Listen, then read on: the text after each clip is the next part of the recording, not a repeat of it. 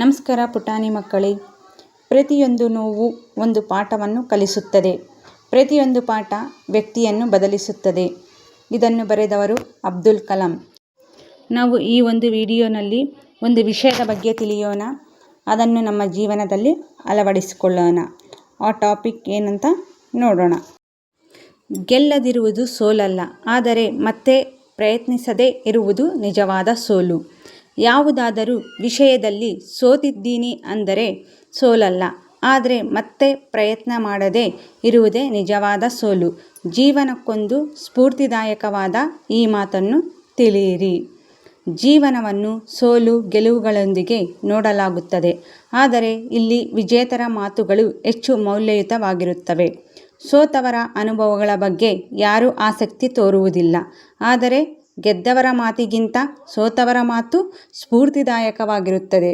ಏಕೆಂದರೆ ಸೋತವನಿಗೆ ಸೋಲಿನ ನೋವು ಗೊತ್ತು, ಗೆದ್ದವನು ತನ್ನ ಬಗ್ಗೆ ಮಾತ್ರ ಹೇಳುತ್ತಾನೆ. ಆತ ಹೋಗಬೇಕಾದ ದಾರಿಯ ಬಗ್ಗೆ ಹೇಳುವುದಿಲ್ಲ. ಸೋತವರ ಹಾದಿಯಲ್ಲಿ ಸಮಸ್ಯೆ, ಸವಾಲುಗಳನ್ನು ವಿವರಿಸುತ್ತಾನೆ. ನಿಜವಾದ ಜೀವನದಲ್ಲಿ ಗೆಲ್ಲುವುದಕ್ಕಿಂತ ಸೋಲು ಮುಖ್ಯ. ಗೆದ್ದಾಗ ನೀವು ಯಾರೆಂದು ಜಗತ್ತಿಗೆ ಗೊತ್ತಾಗುತ್ತದೆ, ಆದರೆ ಒಮ್ಮೆ ಸೋತರೆ ಜಗತ್ತು ಏನೆಂದು ತಿಳಿಯುತ್ತದೆ. ನಿಮ್ಮವರು ಯಾರು ಮತ್ತು ಅಪರಿಚಿತರು ಯಾರು ಎಂಬುದನ್ನು ನೀವು ಅರ್ಥ ಮಾಡಿಕೊಳ್ಳುತ್ತೀರಿ. ನಿಮ್ಮ ಸುತ್ತಮುತ್ತಲಿನವರ ಮಾತು ಅರ್ಥವಾಗುತ್ತದೆ. ಆದ್ದರಿಂದಲೇ ಗೆಲ್ಲಲೂ ಬೇಕು, ಆದರೆ ಗೆಲ್ಲಲು ಸಾಧ್ಯವಾಗದಿದ್ದಾಗ ಸೋಲಿನ ರುಚಿಯನ್ನು ನೋಡಬೇಕು. ಈ ಸಕಾರಾತ್ಮಕ ಭಾವನೆ ಎಲ್ಲರಲ್ಲೂ ಇರಬೇಕು. ಅನೇಕರು ಮಾಡುವ ದೊಡ್ಡ ತಪ್ಪು ಎಂದರೆ ಒಮ್ಮೆ ಸೋತರೆ ಜೀವನ ಮುಗಿದೇ ಹೋಯಿತು ಎಂದು ಬೇಸರ ಮಾಡಿಕೊಳ್ಳುತ್ತಾರೆ. ಆದರೆ ಗೆಲುವಿನಿಂದ ಕಲಿಯುವುದಕ್ಕಿಂತ ಸೋಲಿನಿಂದ ಕಲಿಯುವುದು ಹೆಚ್ಚು ಬಲವಾಗಿರುತ್ತದೆ. ಕಲಿಯುವ ಬಯಕೆಯನ್ನು ಹೆಚ್ಚಿಸುತ್ತದೆ. ಇತರ ವಿಷಯಗಳಲ್ಲಿಯೂ ಹೇಗೆ ಜಾಗರೂಕರಾಗಿರಬೇಕು ಎಂಬುದನ್ನು ಇದು ನಮಗೆ ಕಲಿಸುತ್ತದೆ. ಆದ್ದರಿಂದಲೇ ಗೆಲ್ಲದಿರುವುದು ಸೋಲಲ್ಲ, ಮತ್ತೆ ಪ್ರಯತ್ನಿಸದಿರುವುದೇ ನಿಜವಾದ ಸೋಲು. ನಿಮ್ಮ ಸುತ್ತಮುತ್ತಲಿನವರನ್ನು ಮೆಚ್ಚಿಸಲು ನೀವು ಗೆಲ್ಲಬೇಕು ಎಂದು ಯೋಚಿಸಬೇಡಿ. ನಿಮಗಾಗಿ ನೀವು ಹೋರಾಡಬೇಕು.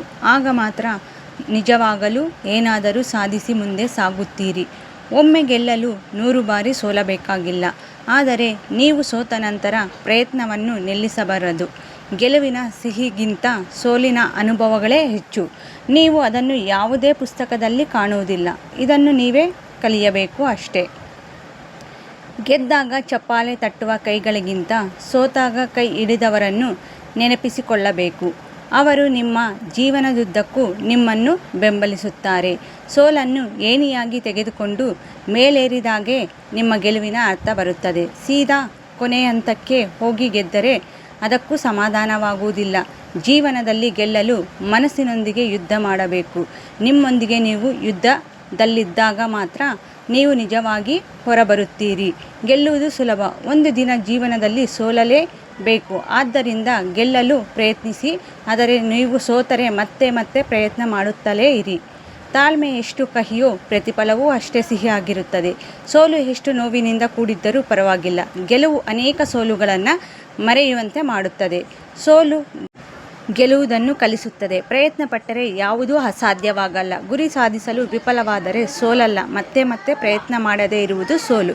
ಗೆದ್ದಾಗ ಸಂಭ್ರಮಿಸಿದರೂ ಪರವಾಗಿಲ್ಲ, ಸೋತಾಗ ಅದನ್ನು ಅರಗಿಸಿಕೊಳ್ಳಬೇಕು. ಗೆಲುವು ಮತ್ತು ಸೋಲು 2 ಕಣ್ಣುಗಳಿದ್ದಂತೆ, ಒಂದಿಲ್ಲದಿದ್ದರೆ ಬದುಕು ಸುಂದರವಾಗಿ ಕಾಣುವುದಿಲ್ಲ. ಕೇಳಿದಿರಲ್ವ ಮಕ್ಕಳೇ ಈ ಸ್ಟೋರಿಯನ್ನು?